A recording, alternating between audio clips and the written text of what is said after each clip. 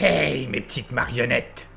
J'ai enfin accouché du premier volume des Contes du Marionnette Show. Un recueil de 12 merveilleux petits récits. À posséder d'urgence, pour tous les amoureux de l'étrange.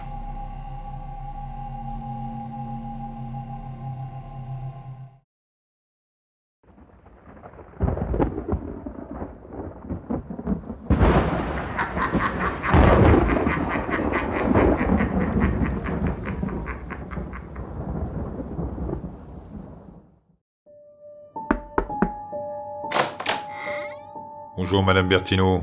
Bonjour, docteur. Entrez et installez-vous, je vous prie. Alors, comment ça va depuis le mois dernier? Très bien. Je n'ai aucune douleur, pas la moindre nausée. Comparé à toutes les histoires que j'ai pu entendre autour de moi, ne serait-ce déjà celle de mes sœurs, cette grossesse se porte à merveille.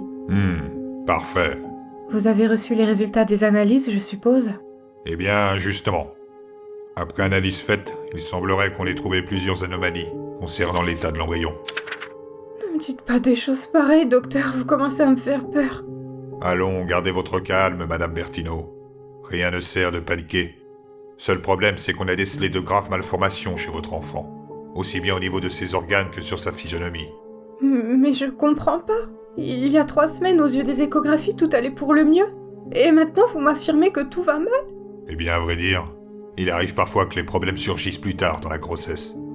Mais alors, qu'est-ce qui va se passer? Je vais le perdre? Pas forcément. Mais vous allez mettre au monde un enfant difforme, qui souffrira a priori d'un important dysfonctionnement cérébral. Autrement dit, vous allez avoir à charge un individu aux capacités limitées et sans le moindre avenir, à l'égard de cette société dans laquelle nous vivons, je précise. Oh mon Dieu, c'est une catastrophe. Qu'est-ce que j'ai fait au Seigneur pour mériter un tel sort? Allons, Madame Berthineau, ne vous mettez pas dans de tels états. Et séchez-moi donc ces larmes. Vous êtes encore très jeune, et dans quelques mois vous serez à nouveau prête pour tomber en gestation. Tout n'est pas perdu pour vous, loin de là. Si je comprends bien, il me faut avorter. Hélas, ce serait pour vous la meilleure solution. Car s'occuper d'un enfant attardé peut s'avérer être un véritable fardeau pour de jeunes parents. Comment vais-je l'annoncer à mon mari? Il était si heureux d'avoir cet enfant. Je comprends tout à fait votre douleur. Dans ma carrière, j'ai pu voir un grand nombre de cas similaires aux vôtres. Mais plus vite vous aurez réglé cette situation, mieux vous vous sentirez. C'est pour cela que je vous invite à suivre ces sages-femmes, jusqu'au bloc opératoire, afin qu'on puisse vous extraire ce corps étranger. Tout de suite? Oui, il est bien plus préférable d'agir maintenant. Mais il faut d'abord que j'en parle à mon époux, il est en déplacement.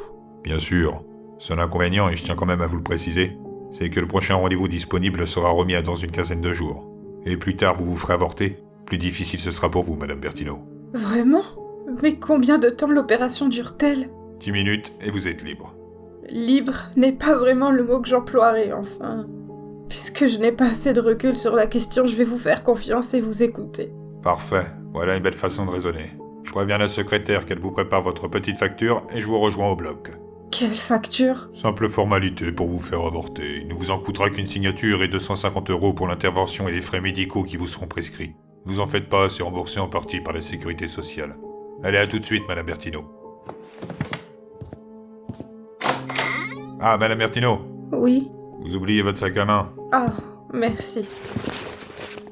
Vous serez gentil de fermer la porte derrière vous.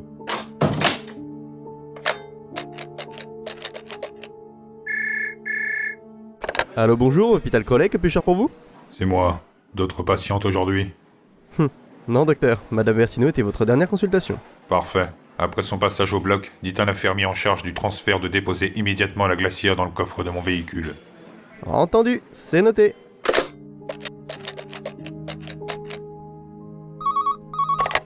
Allô? C'est moi. Encore une opération et je prends la route. Très bien. Les invités sont arrivés? Pas encore, mais ils seront là d'une minute à l'autre. Parfait, je me dépêche.